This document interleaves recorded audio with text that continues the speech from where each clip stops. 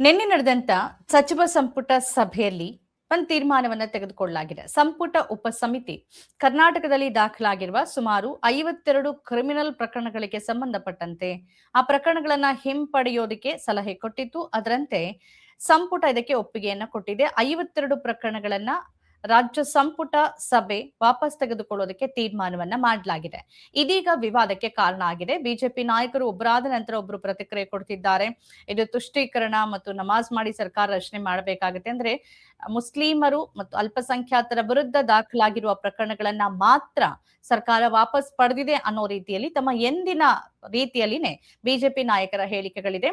ಇದಕ್ಕೆ ಗೃಹ ಸಚಿವರನ್ನು ಒಳಗೊಂಡಂತೆ ಅನೇಕರು ಪ್ರತಿಕ್ರಿಯೆ ಕೊಟ್ಟಿದ್ದಾರೆ. ಸತೀಶ್ ಜಾರಕಿಹೊಳಿ ಅವರು, ಡಿ.ಕೆ. ಶಿವಕುಮಾರ್ ಎಲ್ಲರೂ ಕೂಡ ಅನೇಕ ಕನ್ನಡ ಪರ, ರೈತ ಪರ ಸಂಘಟನೆಯ ಕಾರ್ಯಕರ್ತರ ಮೇಲೆ, ನಾಯಕರ ಮೇಲೆ, ಕಾರ್ಮಿಕರ ಮೇಲೆ, ಕಾರ್ಮಿಕ ಚಳುವಳಿಯ ಮುಖಂಡರ ಮೇಲೆ ಪ್ರಕರಣಗಳು ದಾಖಲಾಗಿತ್ತು. ಹಾಗಾಗಿ ಇಂತಹ ಎಲ್ಲ ಅಂದ್ರೆ ಬೇರೆ ಬೇರೆ ಸಂದರ್ಭದಲ್ಲಿ ದಾಖಲಾದ ಒತ್ತಡಕ್ಕೂ ಅಥವಾ ಸುಳ್ಳು ಈ ತರದ ದಾಖಲಾದಂತ ಪ್ರಕರಣಗಳನ್ನ ನಾವು ವಾಪಸ್ ಪಡ್ಕೊಂಡಿದ್ದೀವಿ ಅಂತ.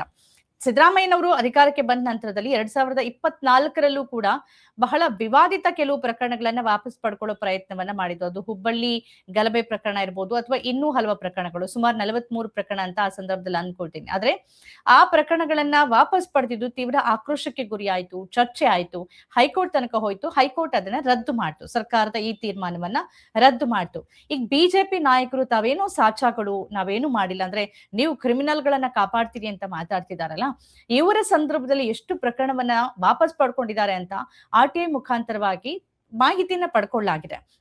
2000 ದೂರದ ಹಿಂದಿಂದು ಬಿಟ್ಟು ಬಿಡಿ, 2019ರಿಂದ 2023 ಅಂದ್ರೆ ಯಡಿಯೂರಪ್ಪನವರು ಮತ್ತು ಬಸವರಾಜ ಬೊಮ್ಮಾಯಿ ಅವರ ನೇತೃತ್ವದ ಇಬ್ಬರು ಮುಖ್ಯಮಂತ್ರಿಗಳನ್ನ ಒಳಗೊಂಡ ಒಂದು ಅವಧಿಯ ಸರ್ಕಾರ ಆಯ್ತಲ್ಲ, ಆ ಸಂದರ್ಭದಲ್ಲಿ ಅವರು ವಾಪಸ್ ಪಡ್ಕೊಂಡಿರೋದು ಸುಮಾರು 385 ಪ್ರಕರಣಗಳನ್ನ. ಇದನ್ನ ಅಧಿಕೃತವಾಗಿ ಆರ್ಟಿಐ ದಾಖಲೆಗಳು ಬಹಿರಂಗಪಡಿಸಿದೆ. 385 ಪ್ರಕರಣಗಳು ಯಾವ್ಯಾವ್ದು ಇದೆ ಅಂತ ಅಂದ್ರೆ ಅದರಲ್ಲೂ ಕೂಡ ಅನೇಕ ಅಂದ್ರೆ ಈ ದ್ವೇಷ ಭಾಷಣ ಮಾಡಿದವರು, ಜಗದೀಶ್ ಕಾರಂತು ವಿರುದ್ಧ ಇರ್ಬೋದು ಅಥವಾ ಇನ್ನು ಅನೇಕ ಗೋಹತ್ಯೆಗೆ ಸಂಬಂಧಪಟ್ಟಂತ ಹೋರಾಟಗಳು, ದ್ವೇಷ ಭಾಷಣಕ್ಕೆ ಸಂಬಂಧಪಟ್ಟಿದ್ದು, ಧಾರ್ಮಿಕ ಹೋರಾಟಗಳಿಗೆ ಸಂಬಂಧಪಟ್ಟಿದ್ದು, ಈ ತರದ ಪ್ರಕರಣಗಳನ್ನೇ, ಕ್ರಿಮಿನಲ್ ಪ್ರಕರಣಗಳನ್ನೇ ಬೊಮ್ಮಾಯಿಯವರು ಮತ್ತು ಯಡಿಯೂರಪ್ಪನವರ ಸರ್ಕಾರ ವಾಪಸ್ ಪಡ್ಕೊಂಡಿದೆ. ಎಷ್ಟು ಅಂತ ಅಂದ್ರೆ 4 ವರ್ಷಗಳಲ್ಲಿ 385 ಪ್ರಕರಣ. ಈಗ ಇವರು ಕ್ರಿಮಿನಲ್ಗಳ ಬಗ್ಗೆ ಮತ್ತು ಕ್ರಿಮಿನಲ್ ಸಂಚುಗಳ ಬಗ್ಗೆ ಮಾತಾಡ್ತಾರೆ ಅಂತಂದ್ರೆ ಅದೊಂದು ರೀತಿಯಲ್ಲಿ ಹಾಸ್ಯಾಸ್ಪದ ಅಂತ ಯಾರಿಗಾದ್ರೂ ಅನ್ಸುತ್ತೆ. ಇನ್ನು ನಾವು ಪ್ರಮುಖವಾಗಿ ಗಮನಿಸ್ಬೇಕೇನು ಅಂತಂದ್ರೆ, ನಾವು ಉತ್ತರ ಕನ್ನಡದ ಪರೇಶ್ ಮೇಸ್ತಾ ಪ್ರಕರಣವನ್ನ ಮರೆಯೋದಕ್ಕೆ ಸಾಧ್ಯನೇ ಆಗೋದಿಲ್ಲ. ಆ ಸಂದರ್ಭದಲ್ಲಿ ಬಿಜೆಪಿ ನಾಯಕ, ಸಂಸದ ಆಗಿದ್ರು ಆಗ, ಈಗ ಮಾಜಿ ನಳಿನ್ ಕುಮಾರ್ ಕಟೀಲ್ ಅವರು ಪೊಲೀಸ್ ವಾಹನಕ್ಕೆ ಬೆಂಕಿ ಹಚ್ತೀವಿ ಅಂತ ಹೇಳಿದ್ರು, ವಾಹನವನ್ನ ಅಲ್ಗಡಿಸಿದ್ರು, ಅಲ್ಲಿ ಬೆಂಕಿಯನ್ನು ಕೂಡ ಹಚ್ಚಲಾಗಿತ್ತು. ಇದೆಲ್ಲದರ ರೂವಾರಿಗಳು ಬಿಜೆಪಿಯ ನಾಯಕರುಗಳೇ ಆಗಿದ್ರು. ಆ ಸಂದರ್ಭದಲ್ಲಿ ಬಿಜೆಪಿ ನಾಯಕರುಗಳ ಮೇಲಿನ 63 ಪ್ರಕರಣವನ್ನ 2020ರಲ್ಲಿ ಬೊಮ್ಮಾಯಿಯವರ ಸರ್ಕಾರ ವಾಪಸ್ ಪಡ್ಕೊಳ್ಳೋದಕ್ಕೆ ಹೊರಟು. 2020ರಲ್ಲಿ ಯಾವುದು ಅಂತಂದ್ರೆ ಬಿಜೆಪಿ ನಾಯಕರ ಮೇಲಿದ್ದ ಪ್ರಕರಣಗಳ, ಪ್ರತಾಪ್ ಸಿಂಹ ಮೇಲಿದ್ದ ಪ್ರಕರಣ ಇರ್ಬೋದು, ನಳಿನ್ ಕುಮಾರ್ ಕಟೀಲು, ಜಗದೀಶ್ ಕಾರಂತ್ ಈ ತರದ ನಾಯಕರ ಮೇಲಿದ್ದಂತ ಪ್ರಕರಣ. ಅಂದ್ರೆ ತನ್ನ ನಾಯಕರನ್ನ ಉಳಿಸೋದಕ್ಕೆ ಕ್ರಿಮಿನಲ್ ಪ್ರಕರಣಗಳನ್ನ ವಾಪಸ್ ಪಡೆದುಕೊಂಡಂತ ಒಂದು ಸರ್ಕಾರ, ಈಗ ನೀವು ಒಂದು ಕೋಮಿನ ಕ್ರಿಮಿನಲ್ಗಳ ಪರವಾಗಿ ನಿಂತಿದ್ದೀರಿ ಅಂತ. ಇವತ್ತಿನ 52 ಪ್ರಕರಣವನ್ನ ನೋಡ್ತಾ ಇದ್ರು. ಅದ್ರಲ್ಲಿ ವಾಟಾಳ್ ನಾಗರಾಜ್ ಅವರು ಯಾವ ಕ್ರಿಮಿನಲ್, ಕನ್ನಡಕ್ಕಾಗಿ ತಮ್ಮ ಇಡೀ ಜೀವನವನ್ನ ಮುಡುಪಾಗಿಟ್ಟಿದ್ದಾರೆ. ಅವ್ರ ಹೋರಾಟದ ರೀತಿ ಬೇರೆ ಇರ್ಬೋದು, ಸಾಂಕೇತಿಕ ಇರ್ಬೋದು, ಏನೇ ಇರ್ಬೋದು, ಆದ್ರೆ ಅವರ ಹೋರಾಟದ ಹಿನ್ನೆಲೆ ಮತ್ತು ಅವರ ಹೋರಾಟದ ಹಾದಿಯನ್ನ ನೋಡಿದ್ರೆ ಅವರು ಎಂತಹ ಒಂದು ಉತ್ಕೃಷ್ಟ ವ್ಯಕ್ತಿ ಅಂತ ಗೊತ್ತಾಗತ್ತೆ. ಅಷ್ಟು ಕನ್ನಡಕ್ಕಾಗಿ ಹೋರಾಟವನ್ನ ಮಾಡಿದ್ದಾರೆ. ಅವರ ವಿರುದ್ಧ ಇದ್ದಂತ 10 ಪ್ರಕರಣಗಳನ್ನ ವಾಪಸ್ ಪಡ್ಕೊಳ್ಳಲಾಗಿದೆ. ರೈತ ನಾಯಕರ ಪ್ರಕರಣಗಳನ್ನ ವಾಪಸ್ ಪಡ್ಕೊಳ್ಳಲಾಗಿದೆ. ಧಾರ್ಮಿಕ ಕೆಲವು ವಿಚಾರಗಳದ್ದು ಕೂಡ ವಾಪಸ್ ಪಡ್ಕೊಳ್ಳಲಾಗಿದೆ. ಕಾರ್ಮಿಕ ನಾಯಕರ ಮೇಲಿದ್ದಂತಹ ಪ್ರಕರಣಗಳನ್ನು ಕೂಡ ವಾಪಸ್ ಪಡ್ಕೊಳ್ಳಲಾಗಿದೆ. ಈಗ ಪ್ರಮುಖವಾಗಿ ಕಲಬುರಗಿ ಜಿಲ್ಲೆಯ ಆಳಂದ ತಾಲೂಕಿನ ಲಡ್ಲೆ ಮಶಾಕ್ ದರ್ಗಾ ಗಲಭೆಗೆ ಸಂಬಂಧಿಸಿದಂತಹ 7 ಪ್ರಕರಣಗಳಿತ್ತು. ಕಾವೇರಿ ಕಳಸಾ ಬಂಡೂರಿ ಹೋರಾಟದ ಸಂದರ್ಭ, ಇದು ಪಕ್ಕ ರೈತರದ್ದು, ಕಾವೇರಿ ಕಳಸಾ ಬಂಡೂರಿ ಹೋರಾಟ, ಇವರ ಪ್ರಕರಣಗಳನ್ನು ವಾಪಸ್ ಪಡ್ಕೊಳ್ಳಲಾಗಿದೆ. ಇನ್ನು ಅನೇಕ ಕಾರ್ಮಿಕರು ಮತ್ತು ರೈತರ ವಿರುದ್ಧ ದಾಖಲಾಗಿದ್ದ ಪ್ರಕರಣಗಳನ್ನು ವಾಪಸ್ ಪಡ್ಕೊಳ್ಳಲಾಗಿದೆ. ಪ್ರಮುಖವಾಗಿ ವಾಟಾಳ್ ನಾಗರಾಜ್ ಅವರ ವಿರುದ್ಧ ಇದ್ದಂತ 10 ಪ್ರಕರಣಗಳನ್ನು ಕೂಡ ವಾಪಸ್ ಪಡ್ಕೊಳ್ಳಲಾಗಿದೆ.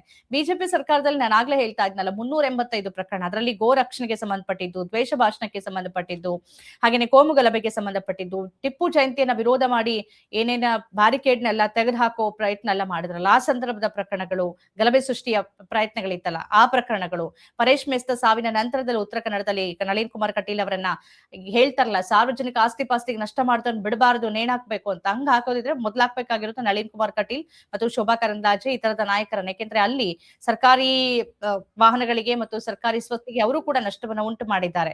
ಅವ್ರಿಗೆ ಯಾಕಿಲ್ಲ? ಕಾನೂನು ಒಂದೇ ಅಂದ್ಮೇಲೆ ಎಲ್ರಿಗೂ ಒಂದೇ ರೀತಿಯಲ್ಲಿ ಆಗ್ಬೇಕಲ್ಲ. ಅಲ್ಪಸಂಖ್ಯಾತರಿಗೊಂದು ಬಹುಸಂಖ್ಯಾತರಿಗೊಂದು ಅಂತ ಈ ದೇಶದಲ್ಲಿ ಕಾನೂನು ಏನಿಲ್ಲ. ಸಂವಿಧಾನ ಇರೋದು ಒಂದೇ, ಕಾನೂನು ಕೂಡ ಇರೋದು ಒಂದೇ. ಎಲ್ಲರಿಗೂ ಸಿಆರ್ಪಿಸಿ ಈಗ BNS ಅದೇ ಅಪ್ಲೈ ಆಗ್ಬೇಕು. ಇನ್ನು ಹಿಂದುತ್ವ ಸಂಘಟನೆಗಳ ವಿರುದ್ಧದ ಪ್ರಕರಣಗಳನ್ನ ವಾಪಸ್ ಪಡ್ಕೊಂಡಿದ್ರು. ಅಂದ್ರೆ ತಮ್ಮ ರಾಜಕೀಯ ಅಜೆಂಡಾ ಏನಿದೆ ಅದಕ್ಕೆ ಪೂರಕವಾಗಿ ಏನೆಲ್ಲ ಪ್ರಕರಣಗಳು ದಾಖಲಾಗಿತ್ತು ಹಿಂದೆ, ಕ್ರಿಮಿನಲ್ ಪ್ರಕರಣಗಳು, ಅದೆಲ್ಲವನ್ನ ಇವರು ವಾಪಸ್ ಪಡ್ಕೊಂಡು ಯಾವ ಕ್ರಿಮಿನಲ್ಗಳನ್ನ ರಕ್ಷಣೆ ಮಾಡಿದ್ರು? ಬಿಜೆಪಿ ನಾಯಕರು ಮತ್ತು ಕಾರ್ಯಕರ್ತರ ವಿರುದ್ಧದ ಪ್ರಕರಣಗಳು, ಪ್ರತಾಪ್ ಸಿಂಹ ಅವರಿಗೆ ಸಂಬಂಧಪಟ್ಟಂತೆ ಅನೇಕ ಕೇಸ್ಗಳಿತ್ತು, ಅದನ್ನು ಎಲ್ಲ ವಾಪಸ್ ಪಡ್ಕೊಂಡ್ರು. ಈಗ ಒಂದು ಸರ್ಕಾರ ಈ ತರದ ಪ್ರಕರಣಗಳನ್ನ ವಾಪಸ್ ಪಡ್ಕೊಳ್ಬೇಕಾ ಬೇಡವಾ ಅನ್ನೋದು ಒಂದು ಚರ್ಚೆ. ಒಂದು ಪ್ರಶ್ನೆ ಅಂತೂ ಇದ್ದೇ ಇದೆ, ಅದು ಕಾಂಗ್ರೆಸ್ ಸರ್ಕಾರ ವಾಪಸ್ ಪಡ್ಕೊಂಡ್ಲಿ ಅಥವಾ ಬಿಜೆಪಿ ಸರ್ಕಾರ ವಾಪಸ್ ಪಡ್ಕೊಂಡ್ಲಿ. ಧಾರ್ಮಿಕ ಗಲಭೆ, ಪ್ರಚೋದನೆ, ಗುಂಪುಗಾರಿಕೆ, ಹೋರಾಟ ಇದಕ್ಕೆ ಸಂಬಂಧಪಟ್ಟಂತೆ ಯಾವ ಸರ್ಕಾರನು ತಗೋಬಾರದು. ಈ ಕಾಂಗ್ರೆಸ್ ಸರ್ಕಾರವೂ ಅಷ್ಟೇ. ಈಗ ರೈತರದ ಪ್ರಕರಣಗಳನ್ನ ವಾಪಸ್ ಪಡ್ಕೊಳ್ಳೋದ್ರಲ್ಲಿ ಅರ್ಥ ಇದೆ. ಕನ್ನಡ ಪರ ಅಥವಾ ಕಾರ್ಮಿಕ ಚಳವಳಿ ಅಥವಾ ಜನಪರ ಸಂಘಟನೆಗಳು ಮಾಡಿರುವ ಹೋರಾಟಕ್ಕೆ. ಯಾಕೆಂದ್ರೆ ಅದರಲ್ಲಿ ಬೇರೆ ಯಾವುದೇ ಒಂದು ಒಂದು ಷಡ್ಯಂತ್ರ ಇರೋದಿಲ್ಲ ಅಥವಾ ಬೇರೆ ರೀತಿಯ ಒಂದು ಹಿತಾಸಕ್ತಿಗಳು ಇರೋದಿಲ್ಲ. ಆದ್ರೆ ಈ ಧಾರ್ಮಿಕತೆ ಅಂತ ಬಂದಾಗ ಅದು ಯಾರೇ ಮಾಡಿರ್ಲಿ, ಅದು ಹಿಂದುತ್ವ ಸಂಘಟನೆಗಳೇ ಮಾಡಿರ್ಲಿ, ಅಲ್ಪಸಂಖ್ಯಾತ ಕಾರ್ಯಕರ್ತರು ಮತ್ತು ಸಂಘಟನೆಗಳೇ ಮಾಡಿರ್ಲಿ, ಆ ತರದ ಪ್ರಕರಣಗಳನ್ನ ವಾಪಸ್ ಪಡ್ಕೋಬಾರದು. ಯಾಕೆಂದ್ರೆ ಧರ್ಮದ ಅಮಲ್ ಹತ್ತಿದ್ರೆ ಯಾವುದೇ ದೇಶಕ್ಕಾದ್ರೂ ಅದು ಅಪಾಯನೇ. ಆ ತರದ್ ಮಾಡಬಾರದು. ಅದೇ ದುರಂತ ಏನು, ದುರದೃಷ್ಟವಶಾತ್ ಏನು ಅಂದ್ರೆ ಎಲ್ಲಾ ಸರ್ಕಾರಗಳು ಈ ರಾಜಕೀಯನ ಮಾಡ್ತಾರೆ. ಅದರಲ್ಲೂ ಬಿಜೆಪಿನೇ ಹೆಚ್ಚು ಮಾಡಿರೋದು.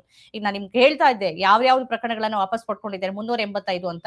ಅದರಲ್ಲಿ ಅತಿ ಹೆಚ್ಚಿನ ಪ್ರಕರಣಗಳು ಇರೋದೇ ಇದು. ಅವರು ರೈತರದ್ದು, ಕಾರ್ಮಿಕರದ್ದು, ಜನಪರ ಸಂಘಟನೆಗಳದ್ದು, ಮಹಿಳೆಯರದ್ದು ಅಥವಾ ಕನ್ನಡಪರ ಸಂಘಟನೆಗಳದ್ದು ಬಹಳ ಕಡಿಮೆ ಅವ್ರು ವಾಪಸ್ ಪಡ್ಕೊಂಡಿದ್ದಾರೆ. ಅವ್ರು ಪಡ್ಕೊಂಡಿರೋದೇನಾದ್ರು ಗೋ ಹೋರಾಟಕ್ಕೆ ಸಂಬಂಧಪಟ್ಟಂತೆ, ಜೊತೆಗೆ ಕೋಮು ದ್ವೇಷ ಭಾಷಣಗಳು, ಈ ತರದ್ದು ಟಿಪ್ಪು ಜಯಂತಿ, ಈ ತರದ್ದು ಅಂದ್ರೆ ಧರ್ಮಕ್ಕೆ ಸಂಬಂಧಪಟ್ಟಂತೆ, ಕೋಮು ದ್ವೇಷಕ್ಕೆ ಸಂಬಂಧಪಟ್ಟಂತೆ ಇದ್ದಂತ ಕ್ರಿಮಿನಲ್ ಪ್ರಕರಣಗಳನ್ನೇ ಅವ್ರು ವಾಪಸ್ ಪಡ್ಕೊಂಡಿರೋದು. ಈ ಕಡೆ ಕಾಂಗ್ರೆಸ್ ಬಂದ್ರೆ ಕೆಲವು ಪ್ರಕರಣಗಳು ಇದ್ದಿದ್ರಲ್ಲಿ ಸಂಖ್ಯೆಗಳು ಬಹುಸಂಖ್ಯಾತ ಅಂತಂದ್ರೆ ನಾವು ಹೋರಾಟಗಾರರು, ಕಾರ್ಮಿಕರು, ಮಹಿಳೆಯರು, ಕನ್ನಡ ಪರ ಸಂಘಟನೆಗಳು ಇವರದ್ದು ವಾಪಸ್ ಪಡ್ಕೊಳ್ಬಹುದು. ಅದರ ಜೊತೆಗೆ ಕೆಲವು ಇರುತ್ತೆ, ಒಂದು ಧಾರ್ಮಿಕ ವಿಚಾರಕ್ಕೆ ಸಂಬಂಧಪಟ್ಟಂತೆನೂ ಕೆಲವು ಪ್ರಕರಣಗಳನ್ನ ವಾಪಸ್ ಪಡೆಯುತ್ತೆ. ಇದ್ರ ಬಗ್ಗೆ ಪ್ರಶ್ನೆಯನ್ನ ಮಾಡಬೇಕು. ಅದರ ಹೊರತಾಗಿ ಬಿಜೆಪಿಗೆ ಯಾವ ರೀತಿಯ ನೈತಿಕತೆ ಇದೆ ಅಂತ ಖಂಡಿತವಾಗಿಯೂ ಗೊತ್ತಿರೋದಿಲ್ಲ. ಅವ್ರು ಮಾಡಿರೋದೇ ಆ ಕೆಲಸ. 4 ವರ್ಷದಲ್ಲಿ 385 ಪ್ರಕರಣಗಳನ್ನ ವಾಪಸ್ ಪಡ್ಕೊಂಡು ಈಗಿನ ಸರ್ಕಾರದ ವಿರುದ್ಧ, ಅದು ಸುಳ್ಳು ಮಾಹಿತಿ, ಅಂದ್ರೆ ಸುಳ್ಳೇ ನಮ್ಮನೆ ದೇವ್ರು ಅನ್ನೋ ರೀತಿಯಲ್ಲಿ ಈಗಲೂ ಅವ್ರು ಏನ್ ಹೇಳ್ತಾ ಇದ್ದಾರೆ ಅಂತ ಅಂದ್ರೆ ಅಲ್ಪಸಂಖ್ಯಾತರ ವಿರುದ್ಧದ ಪ್ರಕರಣಗಳು ಮಾತ್ರ ಅಂತ ಸರ್ಕಾರ ಪಟ್ಟಿಯನ್ನ ಕೊಟ್ಟಿದೆ. ಮಟಾಳ್ ನಾಗರಾಜ್ ಅವರ ವಿರುದ್ಧನೇ 10 ಪ್ರಕರಣಗಳನ್ನ ವಾಪಸ್ ಪಡ್ಕೊಳ್ಳಲಾಗಿದೆ. ಕಳಸಾ ಬಂಡೂರಿ, ಕಾವೇರಿ ಹೋರಾಟ, ಈ ತರದೆಲ್ಲವೂ ಆಗಿದೆ. ಅನೇಕ ಜನಪರ ಹೋರಾಟಗಳ ಕಾರ್ಯಕರ್ತರ ಮೇಲೆ ದಾಖಲಾಗಿದ್ದ ಪ್ರಕರಣಗಳನ್ನು ಕೂಡ ವಾಪಸ್ ಪಡೆದಿದ್ದಾರೆ. ಅದರಲ್ಲಿ ಹೌದು, ಒಂದು ಪ್ರಕರಣದಲ್ಲಿ 7 ಪ್ರಕರಣದಲ್ಲಿ ವಾಪಸ್ ಪಡ್ಕೊಂಡಿದ್ದಾರೆ, ಒಟ್ಟು 52ರಲ್ಲಿ. ಅದನ್ನ ಬಿಟ್ಬಿಟ್ಟು ಎಲ್ಲಾ ಪ್ರಕರಣಗಳು ಒಂದು ವರ್ಗಕ್ಕೆ ಮಾತ್ರ, ಒಂದು ಸಮುದಾಯಕ್ಕೆ ಮಾತ್ರ ಸೀಮಿತವಾಗಿದ್ದು ಅಂತ ತಪ್ಪು ಸಂದೇಶವನ್ನ ಹರಡಿ ಆ ಮುಖಾಂತರವಾಗಿ ಮತ್ತೊಂದು ಕೋಮು ಪ್ರಚೋದನೆಯ ಮಾಡುವ ಕೆಲಸವನ್ನ ಬಿಜೆಪಿ ನಾಯಕರುಗಳು ಮಾಡ್ತಿದ್ದಾರೆ. ಅದು ಅವರ ಅಸ್ತಿತ್ವ. ಯಾಕೆಂದ್ರೆ ಅದನ್ನ ಬಿಟ್ಟು ಅವರಿಗೆ ರಾಜಕೀಯ ಅಸ್ತಿತ್ವವೂ ಇಲ್ಲ, ವೈಯಕ್ತಿಕ ಅಸ್ತಿತ್ವನೂ ಇಲ್ಲ. ಈ ಬಗ್ಗೆ ಏನಾಗುತ್ತೆ ಅಂತ ಗೊತ್ತಿಲ್ಲ. ಯಾಕೆಂದ್ರೆ ಹುಬ್ಳಿ ರಾಯ್ಟ್ಸ್ ಪ್ರಕರಣದಲ್ಲಿ ಹೈಕೋರ್ಟ್ಗೆ ಹೋಗ್ಲಾಗಿತ್ತು. ಹೈಕೋರ್ಟ್ ಸರ್ಕಾರದ ನಿಲುವನ್ನ ತಪ್ಪು ಅಂತ ಹೇಳಿತ್ತು ಮತ್ತು ಅದನ್ನ ರದ್ದು ಮಾಡಿತ್ತು. ಈಗ ಏನಾಗುತ್ತೆ ಗೊತ್ತಿಲ್ಲ. ಈಗಿನ ವ್ಯಾಲಿಡ್ ಇದೆ ಅಂತ ಹೇಳ್ತಾ ಇದೆ ಸರ್ಕಾರ. ಸಂಪುಟ ಉಪಸಮಿತಿ ಸಲಹೆ ಕೊಟ್ಟಿತ್ತು, ಅದರ ಅನ್ವಯ ಮತ್ತೆ ಯಾವುದೇ ಕಾನೂನಿಗೆ ವಿರುದ್ಧವಾಗಿ ನಾವು ಮಾಡಿಲ್ಲ ಅಂತ. ಏನಾಗುತ್ತೆ ಅನ್ನೋದನ್ನ ಕಾದ್ ನೋಡ್ಬೇಕು. ಇವಿಷ್ಟು ಇವತ್ತಿನ ಪಾಯಿಂಟ್ ಆಫ್ ವ್ಯೂ ನ ಕಾರ್ಯಕ್ರಮಗಳು. ಈ ತರದ ವಿಶೇಷ ಕಾರ್ಯಕ್ರಮಗಳನ್ನ ತಾವು ನೋಡ್ಬೇಕು ಅಂತಂದ್ರೆ ನಮ್ಮ ಚಾನೆಲ್ ಸಬ್ಸ್ಕ್ರೈಬ್ ಮಾಡಿ, ನಮ್ಮ ಕಾರ್ಯಕ್ರಮಗಳನ್ನ ಲೈಕ್ ಮಾಡಿ ಮತ್ತು ಶೇರ್ ಮಾಡಿ. ನಮಸ್ಕಾರ.